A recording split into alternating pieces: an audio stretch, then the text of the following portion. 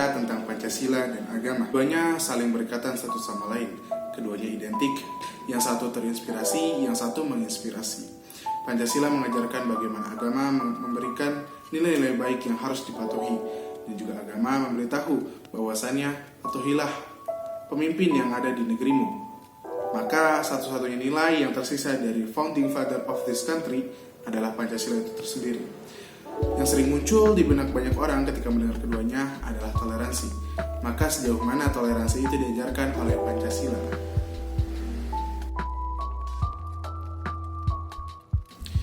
Pancasila lahir dari jiwa rakyatnya sendiri, lahir dari kebiasaan, adat istiadat yang turun-temurun dari generasi ke generasi, atau budaya dari bangsa Indonesia. Atau bahasa kerennya disebut juga folkis. Meskipun folkis itu tak sepenuhnya dirumuskan dalam Pancasila, karena ada banyak rumusan atau ide-ide juga yang dicurahkan oleh Presiden Soekarno berdasarkan dari apa yang ia pelajari dari sumber-sumber terpercaya, buku-buku yang ia pelajari di luar negeri. Maka dari itu, salah satu yang menjadi alasan terbesar Pancasila lahir adalah pluralisme yang ada di Indonesia. Demokrasi yang ada di Pancasila menopang pluralisme itu sendiri, keberagaman menuju kebersamaan. Maka pluralisme harus menjadi nilai baik bagi keberlangsungan bangsa, karena semakin banyak latar belakang yang bisa dieksplorasi juga semakin banyak.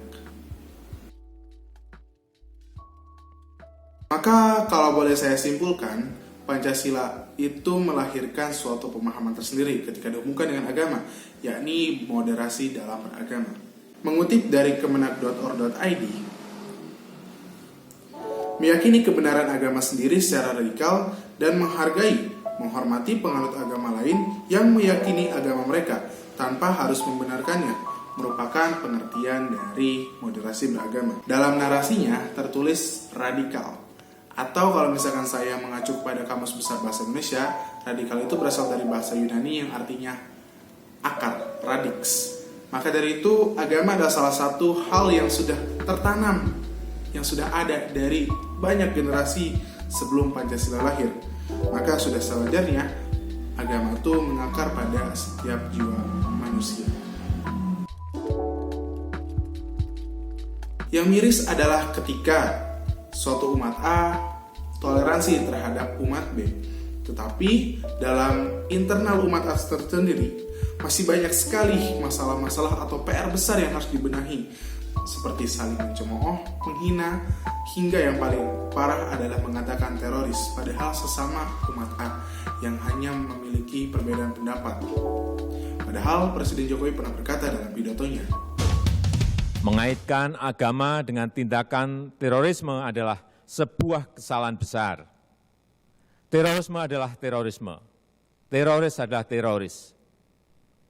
Terorisme tidak ada hubungannya dengan agama apapun. Terakhir, Indonesia mengajak dunia mengedepankan persatuan dan toleransi beragama untuk membangun dunia yang lebih baik. Saya rasa itu yang bisa saya sampaikan. Terima kasih. Wassalamualaikum warahmatullahi wabarakatuh. Pancasila sendiri lahir dari lingkungan yang agamais. Presiden Soekarno memiliki keagamaan yang kuat, dan juga beliau dikelilingi oleh banyak tokoh agama. Tidak hanya dari Islam, tapi banyak juga tokoh yang menjadi inspirasi beliau, seperti Kiai Haji Salim, Ahmad Dahlan, Frans van Leeuwen, dan salah satu yang menginspirasi Pancasila adalah dari kitab Sutasoma atau kitab ajaran agama Buddhis. Singkatnya, tak perlu membicarakan toleransi terhadap umat lain terlebih dahulu, karena kita perlu mendalami agama atau kepercayaan diri kita sendiri. Mengapa? Nah, hal tersebutlah yang coba Pancasila ajarkan pada kita.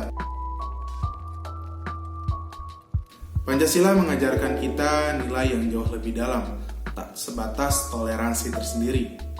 Toleransi dan moderasi adalah satu kesatuan yang tak bisa dipisahkan. Dengan pemahaman tersebut, semoga tak ada lagi perdebatan apakah boleh mengucapkan selamat hari Natal kepada umat Nasrani, atau semoga tak ada lagi ucapan kekerasan, ujaran kebencian mengatakan kamu adalah teroris, kamu adalah ekstremis. Karena sejatinya seorang yang beragama akan menghindari dari perdebatan yang memecah belah umat, entah itu sesama umatnya ataupun dengan umat agama lain. Maka dari itu, semoga kita bisa mencapai atau kita bisa memahami dengan betul nilai yang coba Pancasila ajarkan dari sila pertama, yaitu ketuhanan Maha Esa.